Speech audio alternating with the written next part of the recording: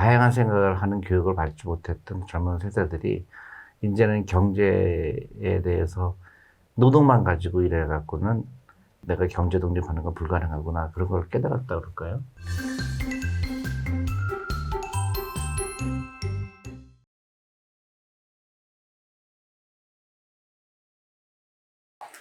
안녕하십니까. 레슨몬 TV의 그사보 배진환입니다. 오늘은 정말 유명하신 분이죠. 한국의 워렌 버핏, 동학개미 운동의 의병장, 존봉준이라고 불리는 벤치 자산운용의 존리 대표님을 모시고 오늘은 국영수보다 금융 조기 교육이라는 주제로 이야기를 나눠보도록 하겠습니다. 먼저 간단하게 자기소개 좀 부탁드리겠습니다. 네, 안녕하세요, 여러분들. 반갑습니다. 저는 그렇게 워런 버핏 이렇게 하는 건 너무 과찬이고요. 제가 하는 일은 이제 조금 전에 말씀하신 것처럼 우리 아이들 단순히 공부 잘하는 아이들보다는 부자가 되는 교육을 해야 된다, 그렇게 항상 얘기를 해왔고요. 또 오늘도 그런 주제를 가지고 우리 아이들한테 어떤 교육을 하는 게 훨씬 더 행복한 부자를 만들 수 있을까, 그래서 그런 쪽으로 얘기를 했으면 좋겠어요. 네. 그래서 우리도 그 FAC라고 금융 교육을 시키는 프로그램도 하고 있는데요. 금융문맹 탈출과 경제 독립을 외치면서 전국 방방곳곳을 많이 돌아다니셨잖아요. 그래서 최근에 처음 시작할 때랑 지금의 반응이 좀 어떤가요? 차이가 있는가요? 많이 다르죠. 처음에는 이제 주식에 투자해야 된다고 얘기했을 때 반응들이 되게 왜 저런 얘기를 하지? 주식하는 건 도박인데, 그리고 이 근로소득은 중요한데 이 돈이 일하게 대한 거는 굉장히 부정적인 생각이 많았는데 지금은 이제 그런 건 거의 없어졌어요. 근데 이제 아직도 제가 좀 안타깝게 생각하는 거는 이제 주식시장이 작년에 굉장히 좋았다가 올해 좀 나쁜 건 아니죠, 그죠? 네. 올해도 올랐는데 기대치가 너무 높다 보니까 이제 피곤해하는 거예요, 주식에 대해서. 그래서 또 빨리 나가고 싶고 또 단기적으로 투자하고 싶고, 근데 그런 질문들이 많아졌어요. 이거 언제 투자하는 게 좋으냐? 일단은 쉬었다 투자하는 게 좋으냐, 아니면 인플레이션이 이제 온다는데 이때는 주식을 다 파는 게 좋지 않겠느냐. 그런 이제 너무나 이 뉴스에 민감하게 투자를 하는 것 같아서 그런 게 좀 안타까워요. 왜 조금 더 장기적으로 보지 못할까, 그런 생각이 들죠. 네. 요즘 그렇게 강연장에 가면 사람들이 좀 많이 오는 편인가요? 작년에 비하면? 그럼요. 많이 오죠. 그리고 코로나 때문에 좀 주춤하긴 하는데요. 초청이 많이 와요. 학교, 기업, 또 지방자치 이런 데서 연락들이 많이 오시죠. 근데 이제 안타까운 거는 이제 대부분 이제 강의를 요청하면서 실제로 액션은 별로 없어요. 이게 예를 들어서 주식이라는 게 나쁜 게 아니구나, 주식 투자하는 게 좋은 거구나 했는데 실질적으로 나도 해야 되겠다 그래서 계좌를 열거나 아니면 펀드를 구매하거나 이런 거를 아직도 두려워하시는 분이 많아요. 그래도 작년에 존리 대표님 덕분에 계좌가 많이 개설된 걸로 아는데. 근데 증권회사가 또 돈을 벌었는데 그것 때문에 또 저한테 굉장히 항의하시는 분도 많아요. 그래요? 당신 돈 벌려고 하는 거 아니냐. 네. 근데 저희는 오히려 이제 저는 그걸 잘 몰랐어요. 주식과 펀드와 같은 개념이라는 거를 사람들은 모르는 걸 몰랐어요. 그러니까 펀드를 팔고 주식을 하시는 분이 굉장히 늘어나서 어떤 분은 퇴직연금을 깨고 주식에 투자하시는 분도 있다고 그래요. 네. 그래서 아이고 이거 좀 잘못된 건데, 그래서 또 몇몇 잘못하시는 분들은 증권에다 다 돈 벌어줬는데 우리 개인들은 실제로 돈 번 게 없다, 그런 식으로 저한테 항의를 하시는데 그게 아니고, 그러니까 저희하고 증권회사하고 다르다는 걸 또 사람들이 모르시고 자산운용사와 증권회사 차이도 잘 모르시는 분들이 많아서 그렇죠. 이게 생각보다 할 일이 많구나, 그런 생각이 들죠. 맞아요.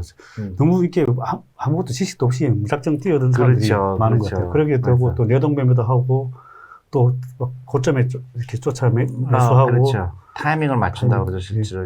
타이밍을 맞추려고 하는 게 이제 좀 너무, 한국만 그런 건 아닌데요. 외국에 비해서 한국이 더 심한 게, 외국은 기관 투자가 비중이 높은 데 비해서 한국은 개인 투자가 비중이 굉장히 높아요. 그러다 보니까 단기적인 수익을 노리고 투자하신 분이 너무 많으니까 성공할 확률이 별로 없죠. 그런 것 같아요. 대부분 오히려 막 주가가 올라갈 때 막 사고 싶어 하고 떨어지면은 팔고 싶어 하고 이러다 보니까 그렇죠, 그렇죠. 수익이 더 안 나는 것 같아요. 음. 그래서 작년에 보면은 그래도 주식 계좌, 신규 계좌 개설 중에 2030이 절반이라고 하던데요. 맞아요, 맞아요. 그 대표님 덕분에 아마 많이 개설한 것 같은데요. 대표님 생각은 어떻게 생각하십니까?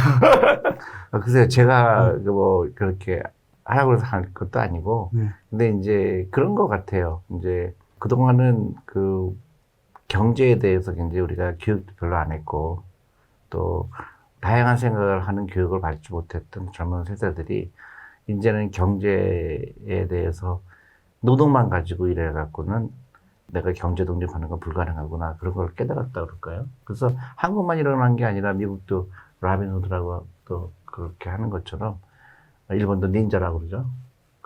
그게 이제 전 세계적으로 이 젊은 사람들이 경제 독립을 하는 그런 의지를 보였다는 면에서는 저는 좋은데, 이제 잘못된 투자 철학을 갖고 있을까밖에 좀 걱정이 되죠. 네. 네. 그 인간의 본성인가요? 대부분 다가 이게 저급증이 많고. 그럼요. 그러니까 돈을 버는 거에 대해서는 다 관심이 많은데, 네. 우리는 재테크라고 얘기하잖아요. 저는 테크닉이라고 생각해 본 적이 없고, 주식 투자는 절대로 테크닉이 아니고, 한두 번은 테크닉으로 맞출 수가 있죠. 근데 철학과 그 다음에 인내, 그리고 기본에 충실한 거죠. 내가 주식에 투자한다는 건 그 기업의 소유권을 취득했다는 거니까 너무너무 좋은 거거든요. 내가 어떤 기업을 소유할 수 있다는 엄청난 큰 의미가 있다는 거를 알면, 이렇게 막 샀다 팔았다 하게 되지 않고, 굉장히 기분이 좋은 거죠. 아, 내가 유일하게 재산을 늘릴 수 있는 방법이 기업에 투자하는 거다. 왜냐면 기업은 계속 경영진이 돈을 벌어주려고 노력을 하니까, 거기에 내가 편성하면 나도 오랜 시간이 지나면 나 돈을 벌겠구나. 굉장히 좋은 거예요. 근데 너무나 우리는 단기적인 주식을 매매하는 거에 익숙해져서, 매매하는 기술로 내가 돈을 벌 거라고 생각하는데, 한두 번은 맞히죠. 근데 절대로 맞히지 못하죠, 계속은. 그런 것 같아요. 그 좋은 뭐 기업을 선택하라고 좋은 CEO를 선택하고 그렇게 투자를 해서 장기적으로 안목을 가지고 기다리면 배당도 받고 또 회사가 성장도 되면서 그렇죠. 뭐 네. 베네핏이 돌아오는 양쪽으로 뭐 배당과 그렇죠. 주가 수익률까지 볼 수 있는데 맞습니다. 주가라는 게 계속 이렇게 보면 변동이 되잖아요. 그죠? 변동성은 그렇죠. 맞출 수가 없죠. 네. 위험은 내가 예측은 가능하지만, 변동성은 예측이 불가능하기 때문에. 그렇죠. 근데 사람들은 이 변동성을 맞추는 거를 투자라고 착각을 해요. 네. 그러니까 자꾸 가격을 보고, 그 차트를 보고, 단기적으로 생각하고, 대부분의 그렇게 얘기하잖아요. 주식 투자하는 사람들, 특히 이제 처음에 투자하시는 분들은 뭐 몇 프로 벌었다, 몇 프로 수익률이다. 아무런 의미가 없는데, 단기적으로 20% 벌어봐야 그게 무슨 의미가 있죠? 내가 투자한 금액이 나중에 10년, 20년 후에 그 10억도 되고 20억도 되고, 그거를 목표를 달성하기 위해서 내가 꾸준하게 투자하는 게 제대로 된 투자인데, 우리는 단기적으로 수익을 취하는 거를 투자라고 착각하는 것 같아요. 근데 또 하면서 또 칭찬도 많이 들었지만 욕도 많이 많이 들으셨죠. 하죠. 왜냐하면 저 사람은 맨날 똑같은 얘기만 한다. 네. 그게 첫 번째 저를 비난하시는 분들이고, 오늘은 좀 다른 얘기 듣고 싶은데 똑같은 얘기 한다. 이제 그런 게 제 그거. 저는 할 얘기가 별로 없어요. 너무나 많은 사람들이 주식 투자에 대해서 잘못된 인식을 갖고 있는 거, 그걸 고쳐주고 싶고, 그리고 매일매일 해야 되고, 10,000원도 좋고, 20,000원도 좋고, 꾸준하게 하는 게, 그걸 이길 수 없다. 그런 사람을. 우리가 밥 먹듯이, 아침 먹고, 점심 먹고, 저녁 먹듯이, 주식도 똑같이 사면 되거든요. 그러면 부자가 되기 싫어도 부자가 돼요. 그러네요. 결국은 지금 개몽을 하고 계시는 거예요. 전 국민을 상대로. 근데 네, 그게 네. 쉽지가 않아요. 네. 근데 이제 미국 같은 경우는, 미국도 이제 금융 문명이 한 50% 된다고 그래요. 근데 한국은 제가 볼 때 90%가 넘는 것 같아요. 근데 하루아침에 될 것 같지는 않고, 꾸준하게, 그래서 학교에서부터 교육을 해야 되고, 부모님도 마음이 바뀌어야 되고, 그리고 투자하는 사람들도 이제는 더 이상 그렇게 막 단기적인 주식 가격을 예측하는 거, 그런 거는 이제 지극히 아마추어예요. 근데 너무나 많은 사람들이 단기간에 주식 가격을 맞추는 거를 다 가르쳐 준다고 그러고, 또 모든 책들도 대부분 거기에 포커스가 돼 있고, 그러다 보니까 정신이 없죠. 매일 핸드폰 들여다보게 되고, 그러다 보면 자기 본업을 하지 못하게 되고, 또 주식에 대해서 또 나쁜 편견을 갖게 되고 이게 복합적인 것 같아요. 네. 최근에 뭐 외국인들하고 막 기관들을 계속 팔고 존니 대표님이 강연을 많이 해서 그런지 어쨌든 개인들은 계속 사고 있잖아요. 거기에 대해서 뭐 우려도 섞인 말도 있고 뭐 또 좋은 쪽으로 해석할 수 있는데 존니 대표님 생각은 어떠십니까? 아니요, 이렇게 단기적으로 누가 팔고 누가 사고 그런 의미가 없어요. 내가 갖고 싶은 회사가 있느냐 없느냐 차이지. 근데 내가 갖고 싶은 회사가 외국인이 팔고 있다고 해서 내가 그걸 주춤한다든가 또 외국인이 산다고 해서 그거를 내가 편성한다든가 아무런 의미가 없어요. 회사는 그대로 있어요. 내가 회사를 사는데 누가 팔고 내가 사고 상관이 없어요. 오히려 기관 투자가들이 나보다 똑똑하다는 생각을 절대로 가지면 안 돼요. 기관 투자가 파는 것, 그 사람들이 왜 팔을까? 이유가 있을 거예요. 왜냐면, 환매가 들어와서 팔 수도 있고. 또, 여러 가지 다른 이유로 팔 수 있는데, 기관 투자가가 판다고 해서, 안 되겠구나. 나도 팔아야 되겠구나. 절대 그런 생각할 필요가 없어요. 아주 가장 좋은 예가 있죠. 작년에 코로나 때문에 얼마나 많은 외국인과 기관 투자가들이 투매를 했습니까? 근데 그때 그 사람들을 따라서 했으면 낭패를 받겠죠. 그러니까, 개인 투자가라고 해서 저는 그래서 개미라는 표현은 좀 약간 그래요. 소액 투자가. 네. 네, 절대로 우리 개인 투자가들이 지식이나 이런 거에 외국인이나 기관 투자에 대해서 이만큼도 꼴릴 게 없다. 다만 훈련이 필요하다는 거예요. 내가 기업을 소유한다는 거. 만약 예를 들어서 기관 투자가가 어떤 주식을 막 팔아서 주가가 빠진다 그러면 장기 투자하는 사람들은 그게 기회가 올 때가 있거든요. 또 자꾸 이제 매스컴이나 이런 데서 뭐 공매도가 되면 큰일 날 것처럼 얘기하고 막 또 인플레이션이 되면 또 이거 큰일 났구나 생각하고 계속 불안감을 주거든요. 근데 그거하고 나하고는 상관이 없어요. 그것보다는 내가 갖고 싶은 회사 주식이 돈을 잘 벌고 있는지 돈을 못 벌고 있는지 그것만 중요해요. 네.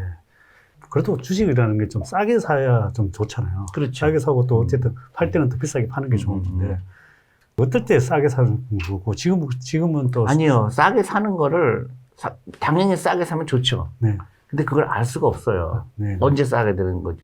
그러니까 밥 먹듯이 사라는 거예요. 밥 먹듯이. 네, 매일 오늘 매일. 10,000원 생겼으니까 사고 오늘 10만 원 생겼으니까 사니까 그래서 모으는 거예요, 주식은. 네, 네. 근데 어떤 때 비싸게 사고 어떤 때 싸게 사겠죠. 예를 들어서 어떤 주식이 10,000원인데 8,000원에서 사고 15,000원에서 사고 20,000원에서 사고 계속 사다 보니까 10년 기다리니까 10만 원, 20만 원 된 거예요. 네. 그러면 의미가 없죠. 8,000원에 사건, 10,000원에 사건. 근데 짧은 기간으로 보면 10,000원에 산 사람은 8,000원이 되면 막 속상하고 또 10,000원에 샀는데 12,000원 되면 또 좋아하고 그럴 필요가 없다는 얘기죠. 대신 이제 좋은 주식을 그죠? 물론이죠. 좋은 주식을. 물론이죠. 그러니까 그 정도는 이 회사를 사는 이유가 분명해야 되겠죠. 네, 네. 팔 때는 그러면 어때요? 팔 때도 마찬가지라고 생각해요. 내가 갖고 싶어서 샀잖아요. 네. 근데 갖기 싫어진 거죠.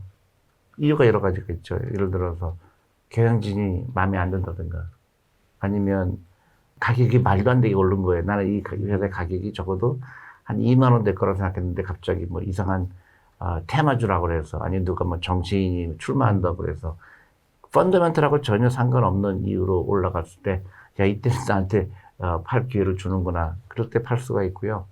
또 아니면 세상이 변했을 때 그러니까 옛날에는 우리나라 같은 게 좋은 예죠. 노동 집약적인 기업들 그 다음에 자본 집약적인 회사들이 잘 됐었죠.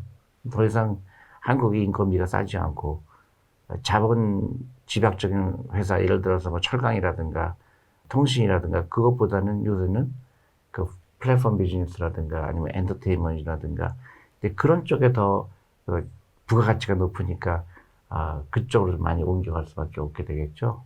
그러니까 세상이 변한 거예요. 그리고 이제 우리 큰 얘기했던 디지털 카메라가 나오면서 핸드폰이 나오면서 그동안에 돈을 많이 벌던 것들이 다 많이 도산하고 그러잖아요. 그러니까 세상이 변해서 그런 아주 특별한 이유가 아니면 팔 이유가 없죠.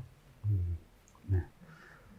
일단 이제부터 이제 본격적으로 금융 조기 교육에 대해서 한번 알아보도록 하겠는데요. 네.